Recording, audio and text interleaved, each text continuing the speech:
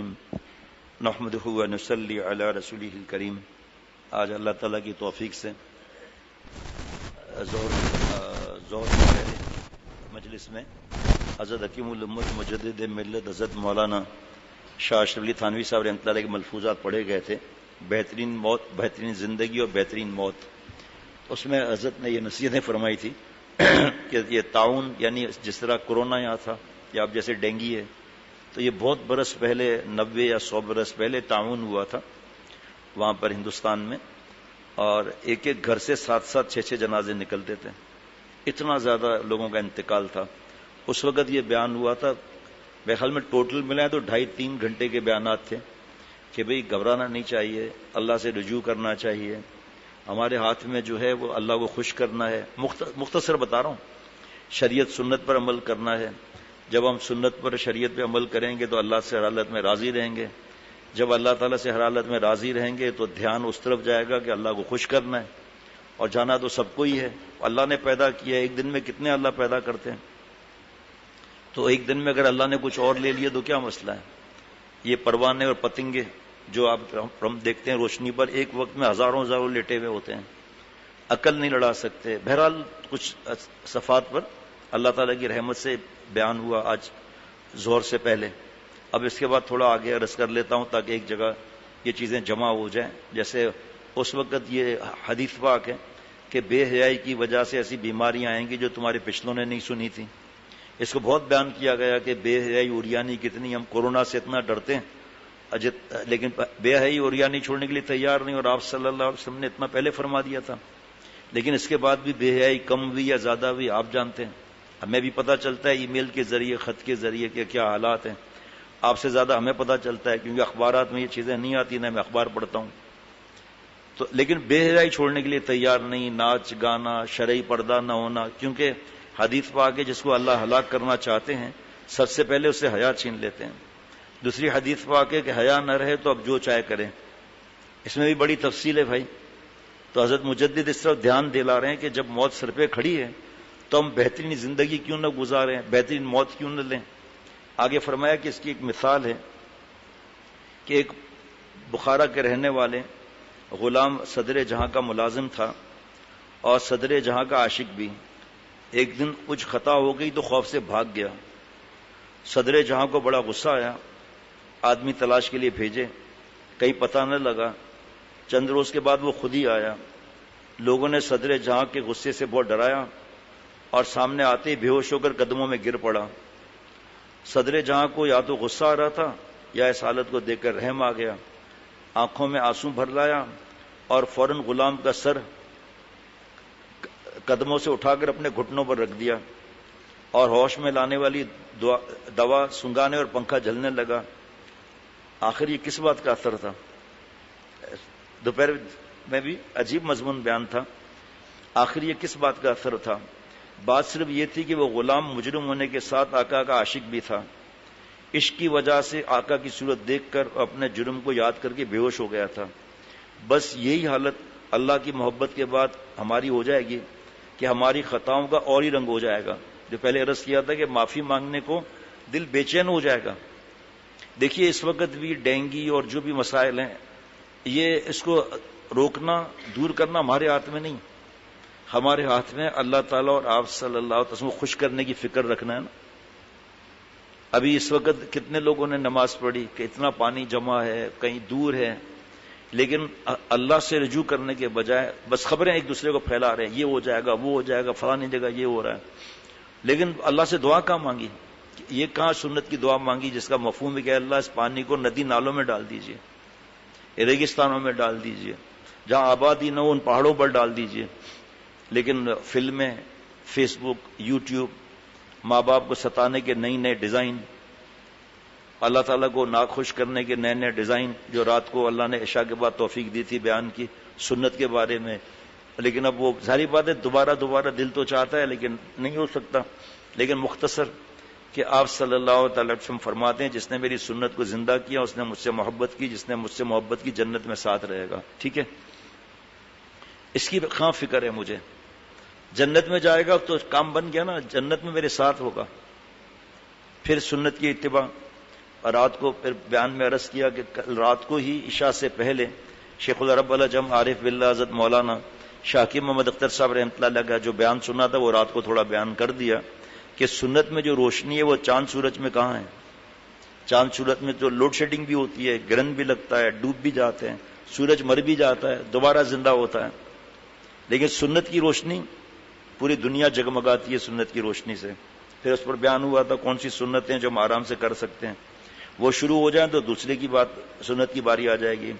دوسرے مان بھی لو کہ کچھ دنوں کے لیے جہنم ہی میں جانا پڑے گا تو پھر عقل قاعدہ یہ ہے کہ جو تکلیف ختم ہونے والی ہوتی ہے وہ ہلکی ہو جاتی ہے، اور مسلمانوں کا عذاب یقیناً ایک نہ ایک دن منقطع ہوگا. اس لیے بات کی حالت کو یاد کر کے اور جنت میں جانے کی امید سے یہ کلفت سہل ہو جائے گی. تیسری بات اور ہے، میں اس کو کیوں چھپاؤں جب آپ صلی اللہ علیہ وسلم نے نہیں چھپائی، وہ یہ کہ مسلم شریف کی صحیح حدیث میں ہے کہ جو مسلمان جہنم میں داخل کیے جائیں گے حق تعالیٰ ان کو ایک قسم کی موت دے دیں گے. یہ الفاظ ہیں حدیث پاک کے. اس عنوان سے معلوم ہوتا ہے کہ حقیقی موت تو نہ آئے گی مگر حالت مشابہ موت کی ہوگی.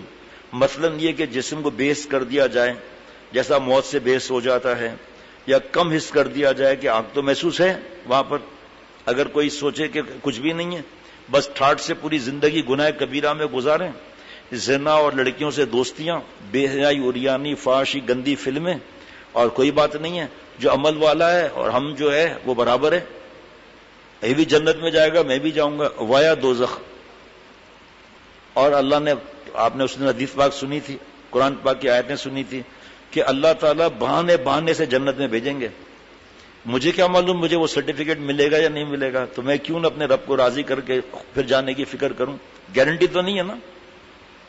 ایسے ایسے جنت میں جائیں گے کہ ہم جو بڑے بیانات کرتے ہیں دماغ ہمارا ٹھیک ہو جائے گا، ایسے ایسے جنت میں جائیں گے. یا اکڑ، دوسروں کو حقیر سمجھنا، ہم نے بیان کر لیا فلاں یہ ایسا ہے یہ ایسا ہے، اسی پر تو آدمی مرے گا. پھر اللہ معاف فرمائے اگر توبہ نہ کی تو، کیونکہ دوسرے کو حقیر سمجھ رہا ہے. اچھا جی، حدیث میں آتا ہے بہرحال مسلمان کا عذاب بھی دوسرے کے عذاب کی طرح نہیں ہے، کفار کا تو ہمیشہ ہمیشہ کا ہے. حدیث شریف میں آتا ہے کہ جب مسلمان پل صراط سے گزریں گے جس کا راستہ جہنم کی پشت پر سے ہوگا تو جہنم مسلمان سے کہے گی اے مسلمان جلدی سے پار ہو جا، تیرے نور کی ٹھنڈک نے تو میری آگ ہی کو بجھا دیا. کلمے کی دیکھو، کلمے کی بات کوئی نہیں بتا سکتا کہ کیا انعام ہے. ایک پلڑے میں کلمہ شریف رکھ دیا، دوسرے پلڑے میں زمین آسمان جنت وغیرہ سب نعمتیں رکھ دی. کلمہ بھاری ہے. یہ دو ہی تو جزء لا الہ، یعنی نہیں ہو کوئی معبود، یعنی نفی کر دی زنا کی، گندگی کی، غیبت کی، ماں باپ کو ستانے کی، جھوٹ بولنے کی، حرام کی، رشوت کی، ہر چیز کی نفی کر دی. ہر چیز کی. کل پرسوں ایک چور پکڑا گیا، نوجوان، میرے خیال میں 18-19 سال کی عمر ہوگی، 3 موبائل نے چرسی نشہ کیا ہوا تھا، گھر میں کود گیا، صرف موبائل لے کے نکل گیا. گیٹ پہ پکڑا گیا رات کو 2:30 بجے. عمر کیا ہے بچانے کی، کتنا مارا گیا اس کو. جس کو پتا ہو یہ بند کر دے، جس کو پتا ہو باقی وہ نہ کرے. وہ کیا عرض کریں بھائی کہ اللہ نے توبہ کے راستے کیسے کھولے ہوئے. اب دیکھیں نا، ہم بیان اگر پابندی سے تھوڑا تھوڑا سنتے چلے جائیں گے، مایوسی تو پہلے ختم ہو جائے گی کہ ریت کے ذرہ جتنے گناہ معاف ہو جائیں گے. ٹھیک ہے، ایک ہے یہ بارش ہو رہی ہے نا، گٹر میں اپنے آپ کو گرانا. ایک گھرا ہوا ہے، نکلو بھائی کا چھوڑو یار، گٹر لائن کا مزہ لینے دو، حرام گندی فلم ہے بھائی. بڑا مولوی بنتا ہے، چند دن کی زندگی عیاشی سے گزارو. ارے بندہ خدا، چند دن کی زندگی ہے تبھی تو صحیح گزارے. آخرت کے مقابلے میں یہاں کے 1000 سال بھی وہاں کا ایک دن ہے. ایک نوجوان تھا، بہت نیک تھا، تو دین کی محبت سیکھنے کے لیے، عالم بننے کے لیے نکلا. ایک آدمی نے کہا ابے بھائی جوش میں مت آ، کھائے گا کہاں سے جو مولوی بن رہا ہے. طنز کرتے ہیں مولوی، حالانکہ حیدرآبادی حیدرآباد والا، لکھنوی لکھنؤ والا، مولوی مولا والا. لوگوں کو پتا نہیں ہے اس لیے چڑ جاتے ہیں. چڑنے کی کیا بات ہے؟ آدمی کہ اللہ آپ کے نیک گمان سے بڑھ کر مجھے بنا دے، واقعی میں مولوی بن جاؤں، مولا والا بن جاؤں، اللہ بنا دے اپنی رحمت سے. تو نوجوان جا رہا تھا، وہ کہا بھائی آپ سے تو میں بھیک نہیں مانگ رہا ہوں نا، میں آپ صلی اللہ تعالی وسلم، انبیاء علیہ الصلوۃ والسلام کی وارثین جو ہے نا، علماء، اس کی لسٹ میں اپنا نام لینا چاہتا ہوں. کہا لیکن پھر بھی نوجوان سوچ تو شادی ہوگی، یہ ہوگا، تو کھائے گا کہاں سے؟ وہ ہنسنے لگا. نوجوان نیک تھا. کہا بابا جی دیکھیں، دنیا کے 1000 سال نہیں. پہلے پوچھا کہ مہمان کتنے دن کا ہوتا ہے؟ کہ 3 دن کا.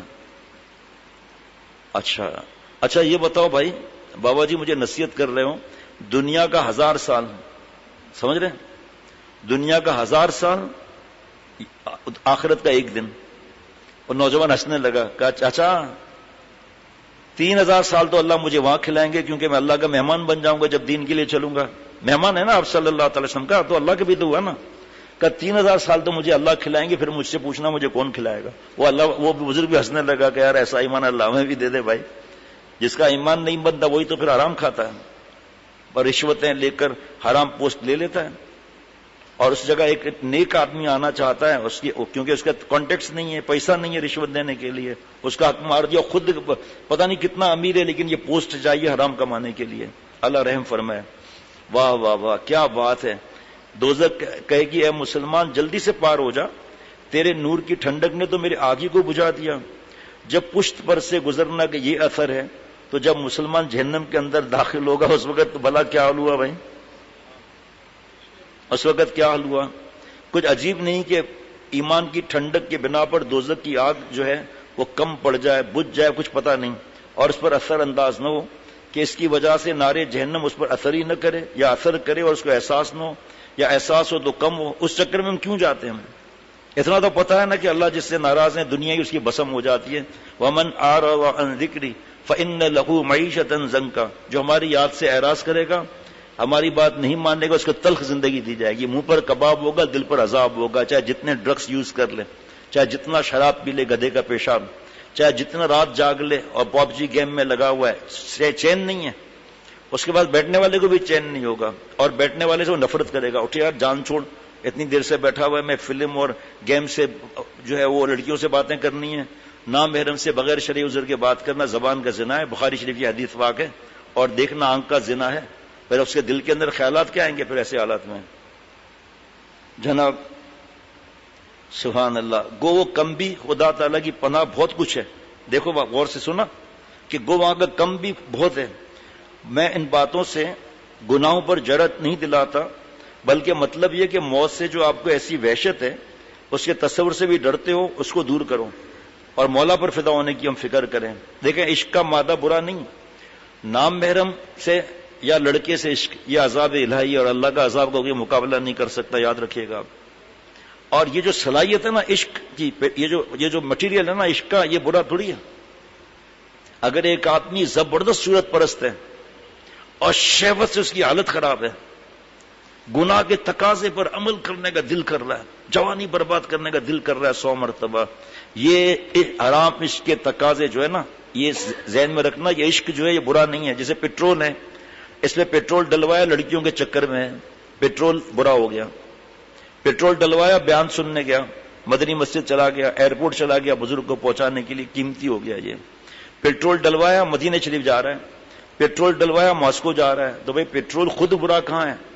تو جس کے اندر جتنا عشق کا مادہ ہوگا نا، جتنا زیادہ تیز ہوگا، اتنا بڑا عمل نہ کرے گا، اتنا بڑا اللہ والا بنے گا اور دوسروں کو گٹر سے نکالے گا اللہ کی توفیق سے. یہ بزنس کیسی ہے بھائی؟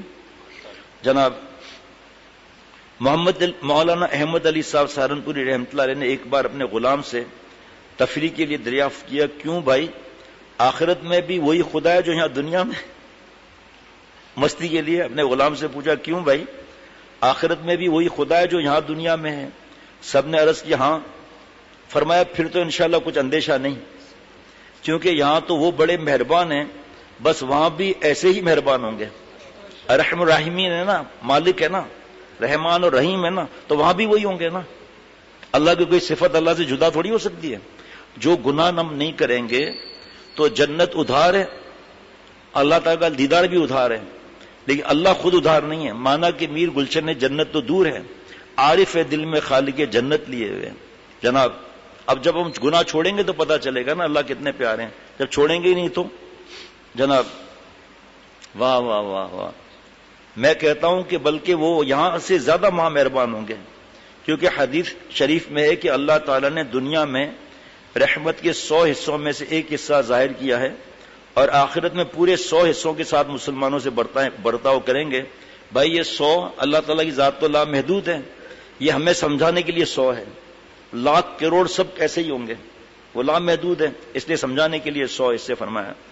دیکھیے کیسی اچھی بات ہے کہ جب آخرت میں بھی وہی خدا ہے جو دنیا میں ہے تو وہ ڈرنا کیا ہے کا؟ اور یہ اثر محبت کا تھا، مولانا کو حق تعالیٰ سے محبت تھی، اس سے واسطے میں کہتا ہوں تم محبت کی پڑیا کھا لو، پھر سب مشکلیں آسان ہو جائیں گی۔ کبھی سنا محبت کی پڑیا؟ واہ واہ واہ واہ واہ۔ پھر یہ نہیں کہتا کہ محبت کے بعد تم پٹو گے، نہیں، بلکہ یہ کہتا ہوں کہ اگر پٹو گے تو بھی اسی طرح سے پٹو گے جس طرح عاشق پٹا کرتے ہیں، عشاق کو غیروں کی طرح نہیں پٹوایا کرتے بلکہ یوں ہی برائے نام کچھ سزا دیتے ہیں۔ محبوب کو ان کی محبت اور عشق کی یہی علاج ہوتی ہے کہ واہ واہ واہ واہ، سبحان اللہ، واہ واہ۔ معافات سمجھ رہے بھائی؟ آپ کی وجہ سے آج کیا ہے بیان یہ، تاکہ رات تک مل جائے یہ، باقی 4 صفحات رہتے ہیں صرف۔ مزہ بھی آ رہا ہے؟ واہ بھائی، عشق کی پڑیا تو کھا لو، واہ بھائی واہ واہ، سبحان اللہ، مزہ آ گیا ہے، دوپہر سے مزہ آ رہا ہے ماشاء اللہ۔ اس کو دوبارہ پڑھنا چاہیے انشاءاللہ، شروع سے پھر آخر تک انشاءاللہ تعالی۔ ربنا تقبل منا انك انت السميع العليم۔ السلام علیکم ورحمۃ اللہ وبرکاتہ۔